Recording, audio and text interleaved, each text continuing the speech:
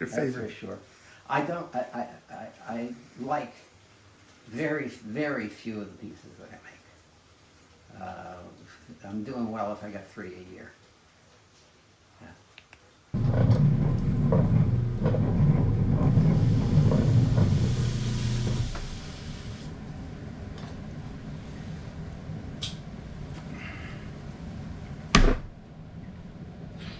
Pretty good shot, eh?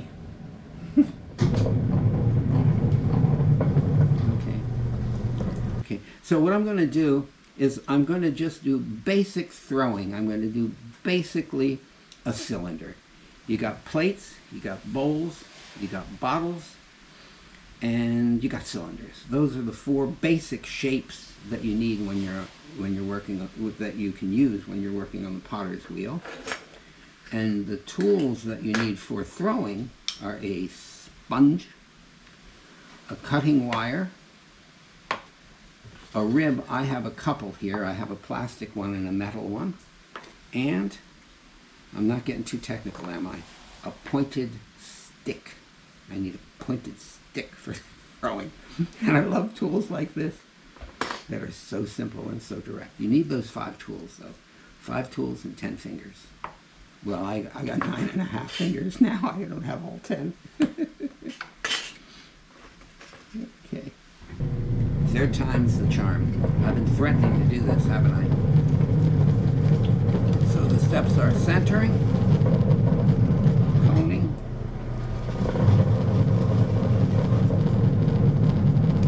centering and coning.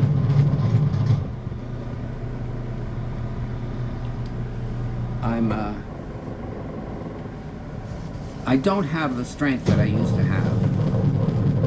This is what, 3.5 pounds, something like that. I don't know, but not a big hunk of clay. This is a small piece of clay. I do think it's a good idea to cone once or twice, and if there's a major air pocket or something in that clay I didn't wedge very carefully, I would discover it in the coning, and that would. I tend to open, not with my thumb, but with the tips of my fingers, and then I just pull the clay toward me. Okay. We're getting there, eh? So now that I can see the inside of the pot, I can sort of judge the thickness of the bottom, and after a while you develop, you can sort of see it. But a way of telling how thick your bottom is, if you have a very thick bottom, don't eat so many donuts. No, if you have a very thick bottom, press down a little bit. You can use your needle and go in and hit the wheel on the back. So you can see I have about 3/8 of an inch there.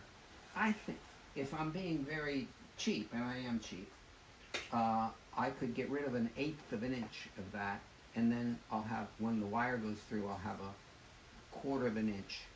Lose a smidge when your wire goes through, not much. So I think I can take it down a little bit lower, and I'll have a flat bottom on this piece.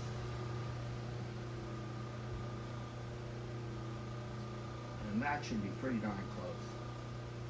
Okay, so the first step is to pull the clay up and put it into the center. Okay, just to get it started. Every time the wheel spins, my fingers aren't there, they're up the thickness of the finger. So that's the first pull. Now I create an undercut with by pushing in my outside finger and pushing out with my inside hand, and create a little bulge. And then every time the wheel spins around, I'm lifting that bulge. I can go a little bit faster, I think. My foot's not in the right position. Okay, I could have gone faster with that.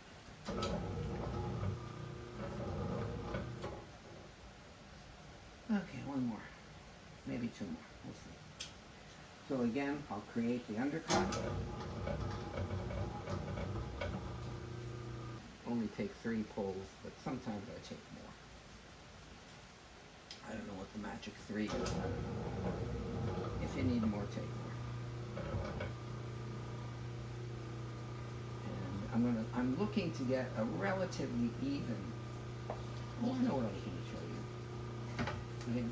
Here's another thing. I'm going to stop the wheel, and I'm going to use the needle tool again, and I can tell about how thick the clay is here by pushing through and touching my finger.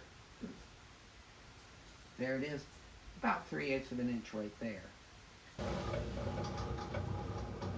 The whole reason I'm doing this is to show you how I decorate. So I needed a vessel to decorate on. I did it automatically without mentioning it, but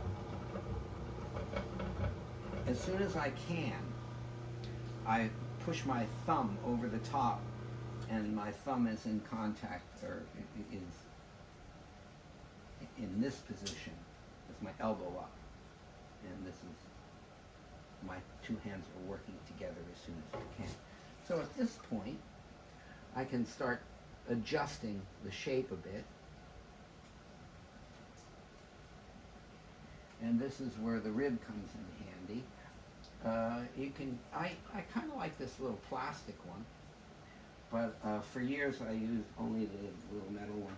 So you put a little pressure on the inside and guide it on the outside with the rib. Well, there we have a cylinder. Whoop-de-doo. And now we're getting to the real technical pointed stick part of the program. So I hold it like a pencil, and at a sort of 45-degree angle, push it in till it hits the wheel head, and then I push it this way, roll it away,